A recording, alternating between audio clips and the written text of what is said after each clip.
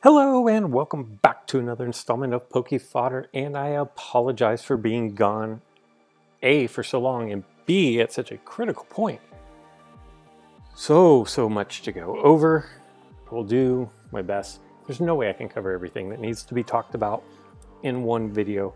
Slowly but surely we will dissect all the juicy goodness. First things first, we now have a monthly loyalty rewards.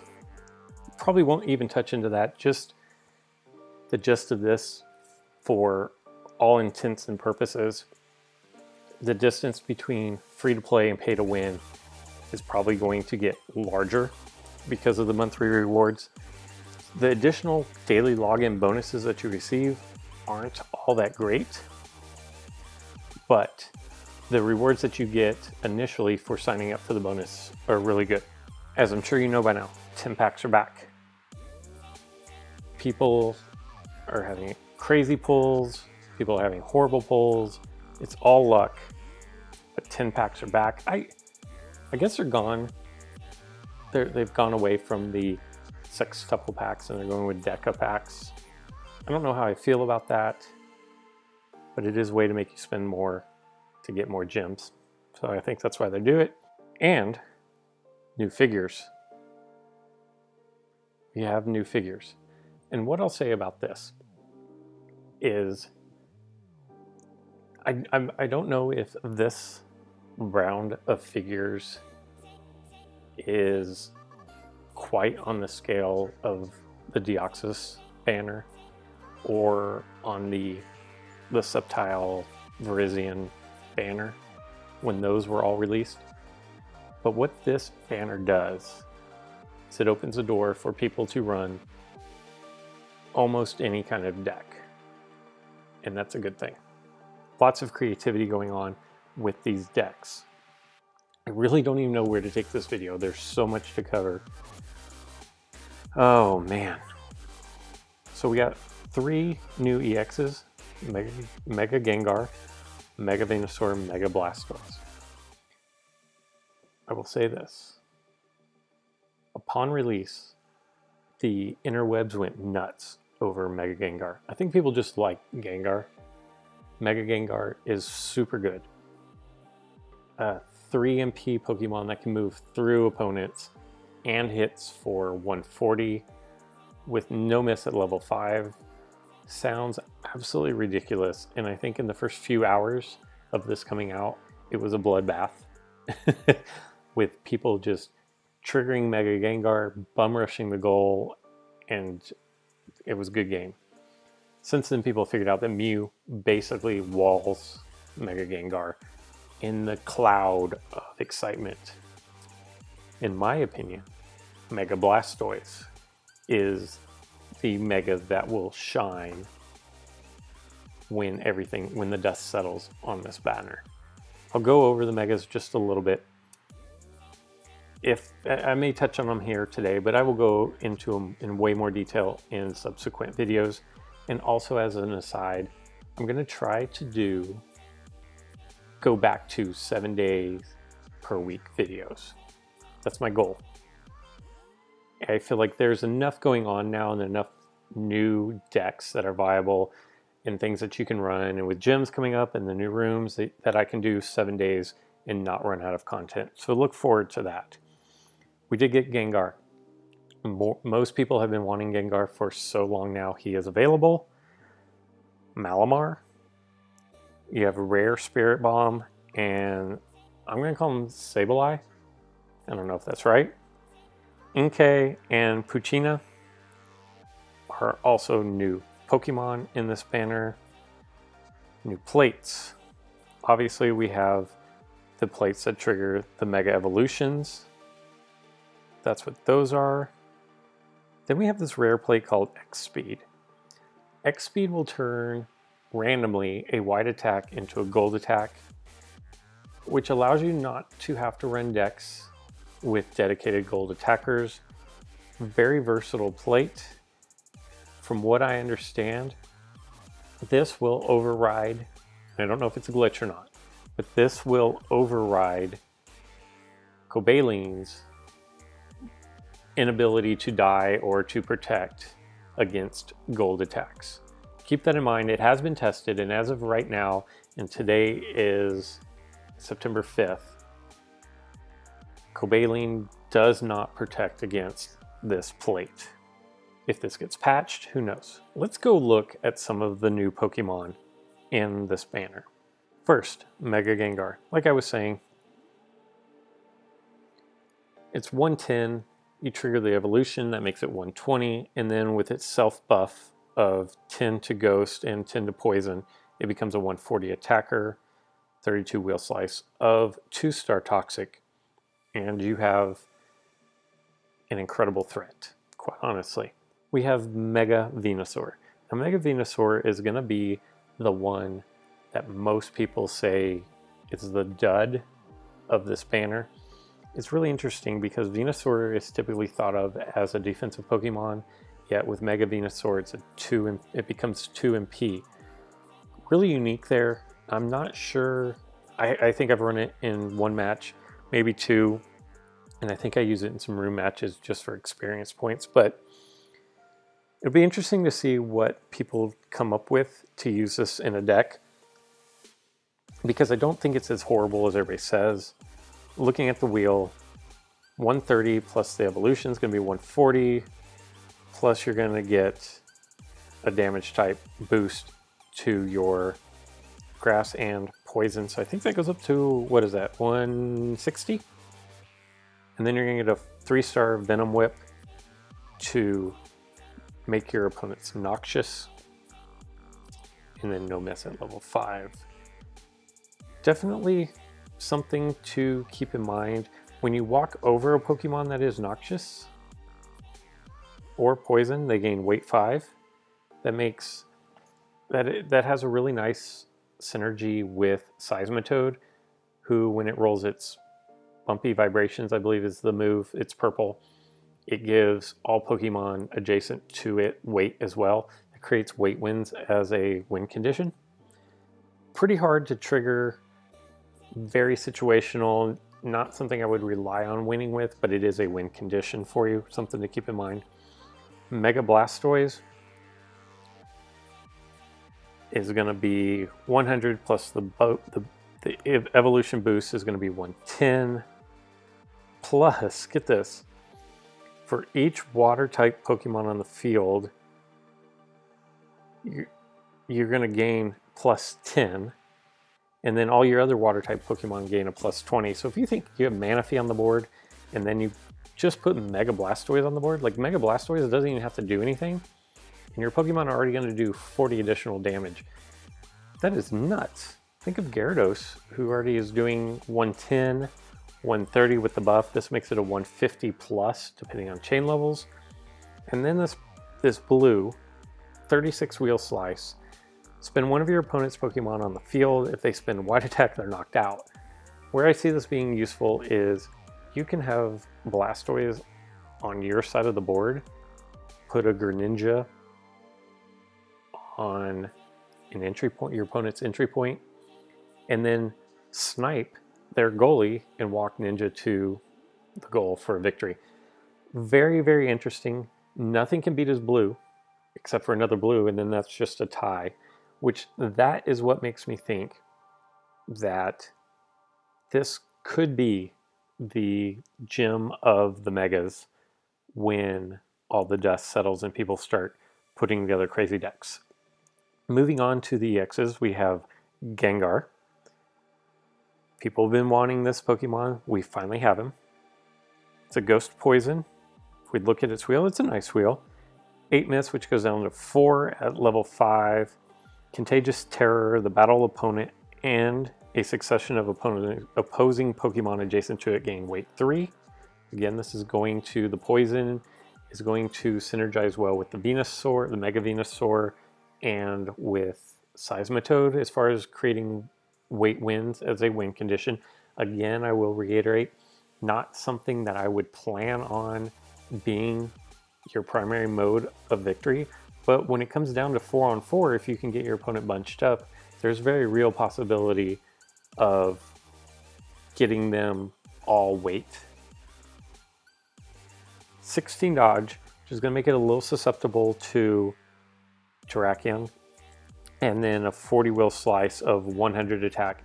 And 100 attack is okay until people start getting some chain levels on this. I don't know if we're going to see a whole lot of it being run in League. And if you are seeing it run in League, it's probably because it's either in a poison deck. And I will say that poison decks took a huge leap forward in viability with this update. But if you see this, it's either going to be for the Mega Evolution or because it's in a poison deck where Seismitoad or Crobat have already poisoned your opponents, where this 100 damage is going to be good until people can start getting some chain levels on it. As is, you have all the Swords of Justice, which are starting at 101. Most of them are usually around 103, 104 when you get up into the higher levels. And then when you get to the upper echelons over 3,500, they go up from there. You know, like the 109, 110, even 111 for an attack. Zapdos, same thing, is you're going to have a lot of people put a lot of investment into Zapdos right away. There are a bunch of level 10, chain level 10 Zapdos running around now. And that's just going to absolutely destroy Gengar. The wheel's a little more consistent because it only has 4 segments as opposed to Zapdos's 5, but synergizes really, really, really well with your poison decks. Moving on, we have Malamar. And Malamar is the Pokemon that I believe opened the door to any deck being run. Very complex Pokemon. I will have to do a spotlight video just on Malamar. It is that complex. I'll briefly touch on its ability, where it fits into things here, but for effects that move this Pokemon's battle opponent, you decide whether it is used, which Pokemon is targeted, and where the targeted Pokemon will move to. What this does, if you're battling a Deoxys deck and you attack with Malamar, or if they attack your Malamar, no longer does Cosmo Energy get to choose which Pokemon is going to fight you. So if you attack Deoxys Speed, for example, they cannot switch to Deoxys attack form and attack you. And so you're not going to be battling Deoxys attack form. You get to pick. So you will naturally stay against Deoxys speed form in that situation. If you are battling a Sceptile and it lands stealth hit, you decide whether, and it lands, the opponent's Sceptile lands blue, you decide whether it jumps over you or not. It doesn't automatically get to choose. And if you want it to jump over you, you get to decide which way you want it to go. You can definitely set up some surrounds that way. Typhoon Slash is another one that comes to mind. If for some reason your opponent has Virizion on the goal and you attack with Malamar, you roll your purple. It's not purple. It's the ability, forget that. It attacks you, it rolls its purple into your white. You can decide whether you want to do Typhoon Slash or not. You're naturally going to take that and move on to your opponent's goal for the victory. Think of this. If the move is optional, then you get to decide if Malamar is the attacker or the attackee. So moves like Tractor or Tractor is actually optional as well, but Bulldoze on Rhyperior is not optional. So that would still happen, but Tractor is an optional blue move. You could decide if you were going to move or not. The wheel itself, nothing all that great. It's a 70 spinner, which is going to do plus 50 damage, so Grovyle level here. And then you're going to have Mass Hypnosis, which is a 2-star purple, 36 slice. The battle opponent and all opponent of the same species as a battle opponent fall asleep. This is where you can do, you can run this Pokemon in any deck, and it is what's going to allow you to compete against the Cosmo decks. If you have a full Cosmo deck, they attack you, you roll your purple and it is the winning roll, every Deoxys on the board is going to fall asleep. Where you need to be careful is if you're running a Steel Energy deck, we'll say, and you attack a Cobalion, if you also have Cobalion on your team, your Cobalion is going to fall asleep. Keep that in mind, but Very interesting ability, very nice purple move. And this is what is going to open the door up for just about any sort of deck to be run and to be run well. If you will remember in the past, everybody said that Cosmo decks were fun deck killers because typically you could not run any kind of a flame energy deck, an electric deck against in League, because you would run into, inevitably, you'd run into a Cosmo energy deck, and those type of decks just did not stack up well. This right here, you throw this in your deck and you have more than a fighting chance. So there you go. Very, very nice. Moving on, a couple of really nice rares. Spirit Bomb is a 0 MP. You can watch feature matches. You will probably see a Spirit Bomb deck. It utilizes Pokeswitch and Empoleon for the most part.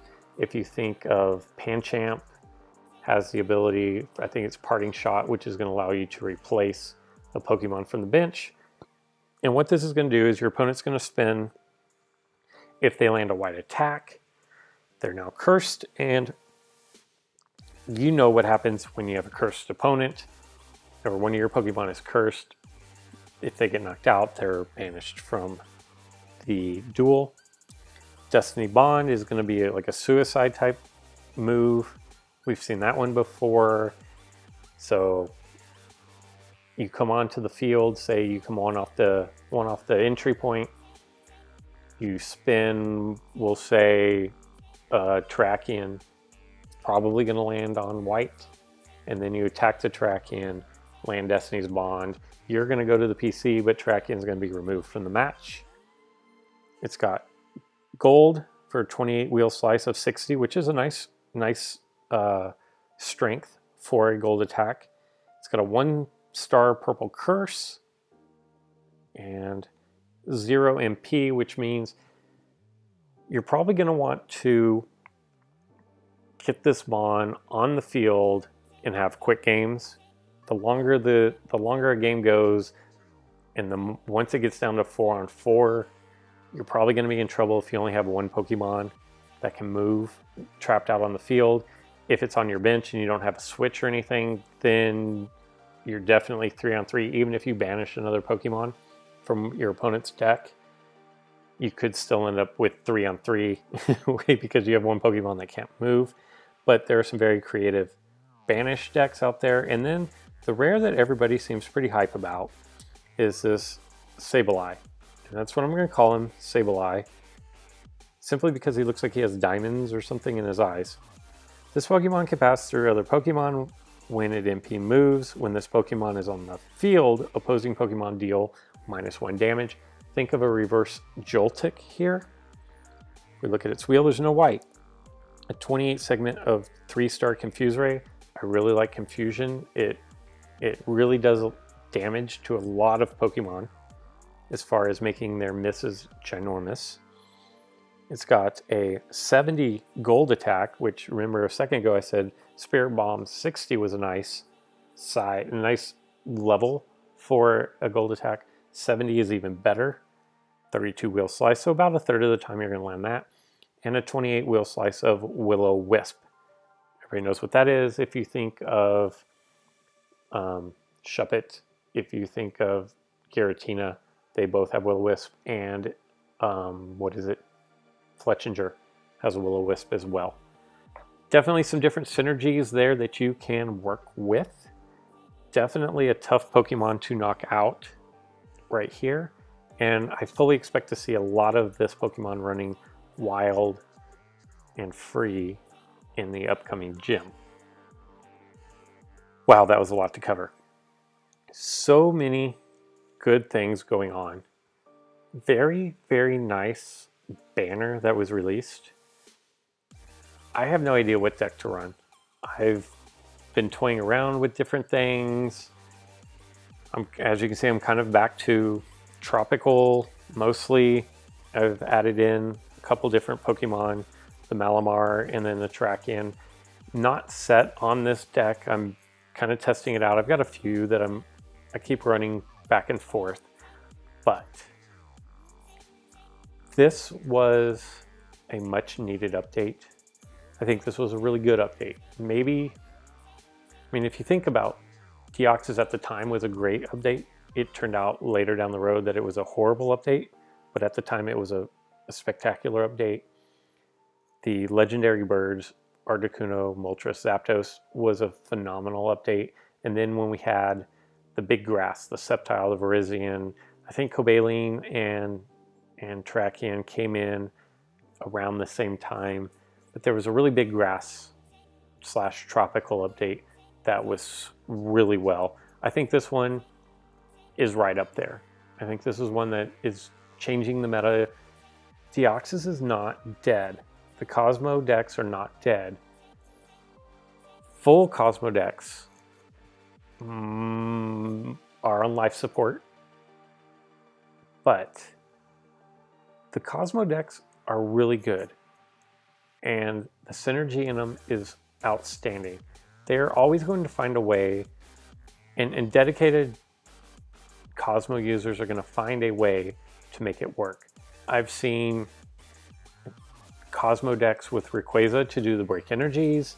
I've seen, you know, a Deoxys attack, a Deoxys speed, and a Deoxys defense mixed in with a couple of other meta Pokemon, you know, 3 other meta Pokemon. And they are still really tough to maneuver around. I have a feeling that the Cosmo decks are kind of always going to be around in some form or fashion. That being said, they are a little weaker than they were. And if you think about this, we are 6 months later since the Cosmo decks came out. They've been nerfed. The developers have been releasing counters almost every banner to the Cosmo decks. And it's taken this long to get to a point where probably a full Cosmo deck is not viable anymore. But that doesn't mean that Cosmo energy decks are gone for good. That would be saying like tropical energy decks are gone. I just don't think that's going to happen either, because they're so strong and the synergies are so good. That was a ton to cover. I think we have a gym coming out tomorrow, and I base that on the fact that today there's a new room hall with gym effects, so you can test it out. There's so much more to go in depth. There's a new Pokemon to go in depth on. I will cover them, I promise. Features, Pokemon Spotlight will come back. Deck builds, we'll be doing some of those. Gym prep. Gengar is going to be a monster. Sableye is going to be a monster. Greninja is going to be a monster. There's a lot. Just be prepared. There's going to be a lot of Mad Rushes, a lot of 3MP Pokemon. Kirlia, Gardevoir, Ralts, Vibrava, Mew are all going to be good. If it doesn't completely counter the Mad Rush, it's going to be good ways to stall. So think about that when you're building your decks. I will say, the more updates that happen, the stronger Mew is getting. Mew basically walls every Mega that I can think of, except for the 2 Mega Charizards and more X over Y, because Charizard X has 2 white wheels. Both its wheels segments are white, as opposed to Y, Charizard Y, which has a white wheel segment and a purple wheel segment.